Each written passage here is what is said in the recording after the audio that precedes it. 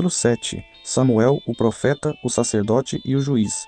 O homem que uniu os três cargos. Classificação da mensagem profética, exortativa, ética mais preditiva, contexto histórico, o tempo de Samuel e a realidade de Israel.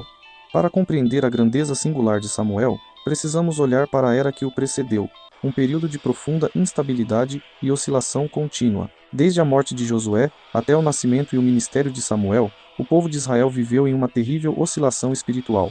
O livro dos Juízes nos conta uma narrativa que se repete, ciclo após ciclo, com uma regularidade dolorosa. O povo ia e voltava, servia a Deus, caía na idolatria, era entregue aos inimigos, clamava em desespero, era libertado e caía de novo, para recomeçar tudo outra vez. Era um ciclo doloroso de altos e baixos, de fidelidade e queda, de liberdade e servidão. A nação não tinha estabilidade. Não havia uma voz firme que mantivesse o povo alinhado com a lei. Não havia uma autoridade unificada que conduzisse o coração coletivo de Israel para a obediência contínua. E foi exatamente no ano em que Samuel nasceu e começou a profetizar que tudo mudou. Como se o céu tivesse respondido ao silêncio de gerações. Como se Deus tivesse esperado o momento certo para levantar um homem que finalmente unificaria o que estava dividido. Quando os israelitas clamaram ao Senhor por causa dos midianitas, o Senhor lhes enviou um profeta. Juízes 6 a 7 a 8. Esse era o padrão divino. Mas com Samuel, Deus faria algo sem precedentes. Levantaria não apenas um profeta que falaria, mas um homem que falaria, serviria e governaria sob a direção do céu. Síntese: Israel precisava de estabilidade. O céu responderia com um homem que reuniria os três ofícios que mantinham a nação de pé: a palavra, o sacrifício e a justiça. Nasce-os, chamado e missão, a voz que chamou o menino no templo. Samuel nasceu de uma mulher chamada Ana, que havia chorado por anos pedindo um filho ao Senhor. E quando finalmente o Senhor lhe concedeu um filho, Ana cumpriu seu voto, consagrou Samuel desde o ventre para o serviço perpétuo a Deus. Mas o chamado não veio em forma de visão dramatizada ou encontro apocalíptico. Veio de forma intimista e pessoal, um menino dormindo no templo, em Siló, enquanto servia sob a supervisão de Eli, o sacerdote. O menino Samuel crescia perante o Senhor. E o Senhor chamou: Samuel, Samuel. Ele respondeu: Eis-me aqui. 1 Samuel 3:1-11. Nessa noite, Deus falou, não uma, não duas, 4 vezes, até que o menino compreendesse que era o Senhor quem o chamava. E quando finalmente respondeu com o coração aberto, ouviu uma mensagem de juízo. Deus havia decidido julgar a casa de Eli por causa da maldade de seus filhos. Aqui reside uma verdade profunda e frequentemente negligenciada. O primeiro anúncio profético de Samuel não era uma mensagem de consolo, era uma palavra de juízo. Seu chamado começava não com promessas fáceis, mas com a verdade que dói. E o menino aceitaria essa missão com fidelidade. A missão que Deus confiou a Samuel era clara: ser a voz unificadora de todo o Israel. Falar em nome de Deus com autoridade absoluta, chamar o povo ao arrependimento e à obediência à lei, preparar a transição de Israel da era dos juízes para a era da monarquia, ungir os reis que Deus escolheria e confrontá-los quando se desviassem. Síntese: Samuel foi consagrado ainda no ventre, chamado como menino e escolhido para unificar uma nação fragmentada. Sua primeira missão: anunciar juízo. Sua fidelidade: aceitar a verdade dura sem recuar. Resposta humana: a luta, a fidelidade e o coração de um servo. Samuel não era um autômato celestial, era um homem real, com emoções, conflitos internos e a capacidade de sofrer. Quando recebeu a incumbência de anunciar o juízo sobre a casa de Eli, seu mentor e professor, Samuel enfrentou um conflito emocional genuíno. Eli era o homem que o havia criado no templo, que lhe havia ensinado os caminhos de Deus. Como poderia ser portador de má notícia contra aquele que o amava? Samuel temeu contar a visão a Eli, mas Eli chamou Samuel e disse: Samuel, meu filho, e Samuel respondeu: Eis-me aqui. Eli perguntou: O que te disse o Senhor? Peço-te, não me ocultes nada. 1 Samuel 3:15-17. E Samuel, apesar do medo, apesar do amor por Eli, contou a verdade. Essa era sua marca, fidelidade à palavra acima de relacionamentos pessoais. Mas a resposta humana de Samuel não era fria nem desprovida de compaixão. Quando o povo chorava sob opressão, ele chorava com eles. Quando o povo se afastava de Deus, ele orava por eles. Seu coração era de um intercessor, não apenas de um anunciador. E Samuel disse a todo o Israel: Se vocês desejam voltar para o Senhor de todo o coração, livrem-se dos deuses estrangeiros e das astartes, e consagrem seus corações ao Senhor, e sirvam somente a Ele. 1 Samuel 7:3 te aconteceu. Aqui está a revolução silenciosa de Samuel. Ele não condenava sem oferecer caminho de volta. Denunciava o pecado, mas sempre apontava para o retorno, a restauração, a misericórdia. E havia ainda a questão de sua autoridade pessoal. Samuel exercia poder sobre todo o Israel, de norte a sul, de leste a oeste, mas nunca abusou dele. Nunca cobrou impostos excessivos, nunca tomou suborno, nunca usurpou poder para si mesmo. Todo o tempo que Samuel foi juiz em Israel, viajou de ano em ano, visitando Betel, Gilgal e Mispa, julgando Israel nessas cidades. 1 Samuel 7, 15 e 17. Sua resposta humana ao chamado divino foi a de um servo fiel, enfrentava a verdade dura, intercedia pelo povo sofredor, exercia autoridade com justiça e nunca buscou glória para si.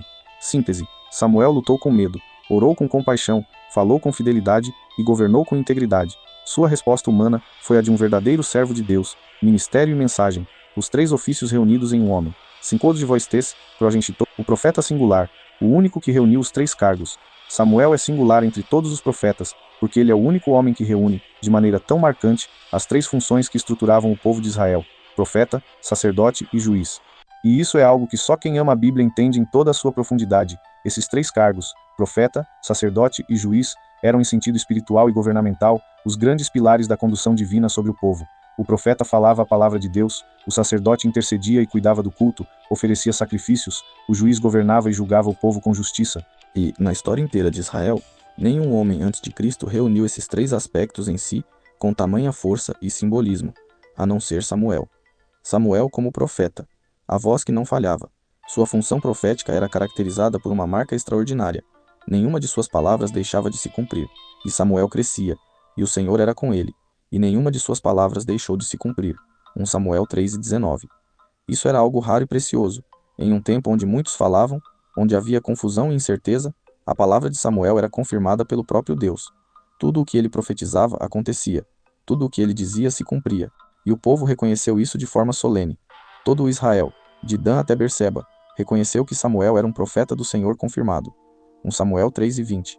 Ele não falava de si mesmo, não falava por interesse pessoal, não falava para agradar aos homens, e por isso, quando ele falava, Deus respondia, e quando Deus responde, o povo se aquieta. Quando a palavra se cumpre, a oscilação cessa. Sua mensagem profética era classificada como exortativa, ética, chamava ao arrependimento, denunciava idolatria, exortava o povo à obediência à lei, preditiva, anunciava juízo sobre a casa de Eli, profetizava sobre a queda de Saul, apontava para o reinado futuro de Davi. Samuel como sacerdote, o intercessor que oferecia sacrifícios. Embora não fosse formalmente um levita de linhagem sacerdotal, Samuel exercia claramente as funções de sacerdote. Oferecia sacrifícios, intercedia pelo povo e ministrava perante o Senhor. Samuel tomou um cordeiro de leite e o ofereceu inteiro ao Senhor como sacrifício. Então Samuel clamou ao Senhor por Israel, e o Senhor lhe respondeu. 1 Samuel 7-9. Observe a sequência. Sacrifício mais oração é igual à resposta divina. Essa era a essência do ofício sacerdotal, mediar entre Deus e o povo, através do sacrifício e da intercessão. E Samuel cumpria isso com total fidelidade. Havia ainda outra dimensão. Quando o povo se afastava de Deus, Samuel jejuava e orava. Quando a nação chorava sob opressão, Samuel chorava com eles diante do Senhor. Samuel como juiz, o governante que unificava Israel. No caso de Samuel, o cargo de autoridade máxima era representado pelo de juiz, exercendo poder sobre todas as tribos de forma unificada, como um monarca administrativo e espiritual. Samuel continuou sendo juiz de Israel todos os dias de sua vida. De ano em ano percorria Betel, Gilgal e Mispa, julgando Israel em todos esses lugares. 1 Samuel 7 e 15-17. Diferente dos juízes anteriores, que atuavam em momentos específicos e geralmente em regiões limitadas, Samuel governava permanentemente sobre todo Israel. Isso é precisamente o que o diferenciava. Sua autoridade era contínua, abrangente e reconhecida por todo o povo. E aqui reside um detalhe crucial. Samuel exercia essa autoridade sem nunca buscá-la para si. Não tomava suborno, não cobrava impostos injustos, não acumulava riquezas. Era um juiz que governava com integridade absoluta. Síntese da classificação. Tipo de mensagem: exortativa, ética mais preditiva. Os três ofícios: profeta que falava com fidelidade absoluta, sacerdote que intercedia e oferecia sacrifícios, juiz que governava toda Israel com justiça, frutos e legado, a transformação de uma nação. Quando a palavra de Samuel começou a soar sobre Israel, algo extraordinário aconteceu, a estabilidade chegou de forma nunca antes vista. O ciclo de oscilação que caracterizava a era dos juízes, onde o povo caía, era oprimido, clamava e era libertado, apenas para cair novamente, foi quebrado. E tudo começou com a pregação de um homem. Samuel disse a todo Israel: se vocês desejam voltar para o Senhor de todo o coração, livrem-se dos deuses estrangeiros e sirvam somente ao Senhor. Então ele os livrará do poder dos filisteus. 1 Samuel 7-3. O povo ouviu, o povo obedeceu. E quando obedeceram, não foi apenas uma libertação militar, foi uma transformação espiritual. Os israelitas se livraram dos ídolos de Baal e de Astarote, e serviram somente ao Senhor. 1 Samuel 7-4. Os frutos da vida e ministério de Samuel foram extraordinários. Unificação de Israel. Pela primeira vez desde Josué, Israel estava unido, não mais fragmentado em tribos, mas operando como um povo. Restauração espiritual. A idolatria foi quebrada, o culto ao Senhor foi restaurado e o templo tornou-se novamente o centro da vida nacional. Paz duradoura. Depois de séculos de servidão intermitente, Israel conheceu um período de paz prolongada e de fortaleza militar. Transição para a monarquia. Samuel não apenas foi juiz, foi o arquiteto da transição de Israel para a monarquia. Foi ele quem ungiu Saul como primeiro rei, e depois ungiu Davi, quando Saul se mostrou infiel. Estabelecimento da escola de profetas. Samuel fundou comunidades de profetas, a chamada Escola dos Profetas, instituições que perpetuariam a transmissão da palavra de Deus pelas gerações futuras. Samuel também estabeleceu uma escola de profetas em Ramá, 1 Samuel 19, 20 e 20, e há ainda uma dimensão que ultrapassa o político e o espiritual. Samuel conectou duas eras. Ele foi o último dos juízes e o primeiro entre os grandes profetas. Sua vida marcou o ponto de transição entre dois períodos fundamentais da história de Israel. Seu legado não era apenas o de um líder poderoso, era o de um homem fiel que preparou o caminho para o reinado que viria, e, sobretudo, para o rei que viria. Síntese: Samuel transformou uma nação fragmentada em um povo unido e fiel. Seu legado: estabilidade espiritual, transição institucional e a preparação do caminho para Cristo. Aplicação para hoje: a lição viva de Samuel em nossos dias. Quando olhamos para a vida de Samuel através dos séculos que nos separam, encontramos não apenas um personagem histórico, mas um mensageiro cujas lições são eternamente vivas. Primeira lição: a fidelidade à palavra, acima de tudo.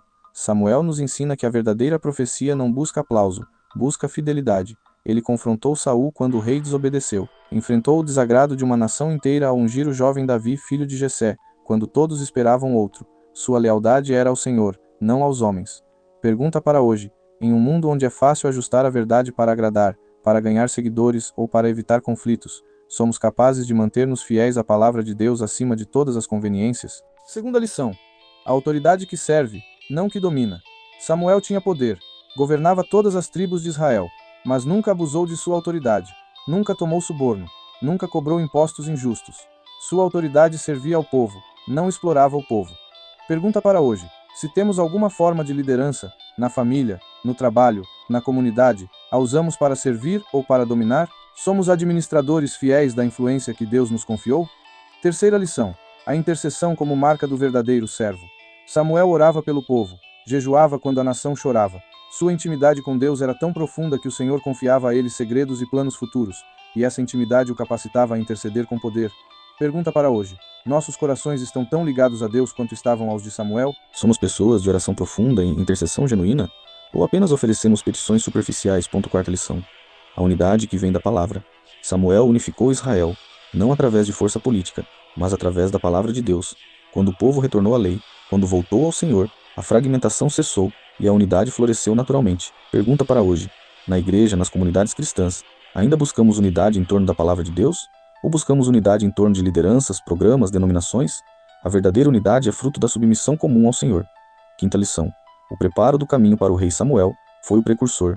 Preparou Israel para receber um rei, mas acima de tudo, sua vida aponta para aquele que viria, Jesus Cristo. Pergunta para hoje: estamos preparando nossas vidas, nossas famílias, nossas comunidades para receber plenamente o Rei dos Reis? Ou ainda nos aferramos a reis temporais e passageiros que o mundo oferece?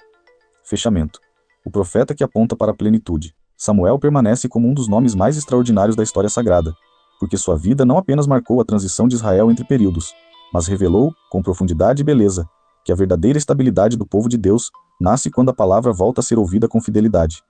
Nele, vemos o profeta que fala sem medo, porque fala em nome de Deus; o sacerdote que serve e intercede, porque seu coração está ligado ao Senhor; o juiz que governa com justiça, porque reconhece que só Deus é juiz supremo.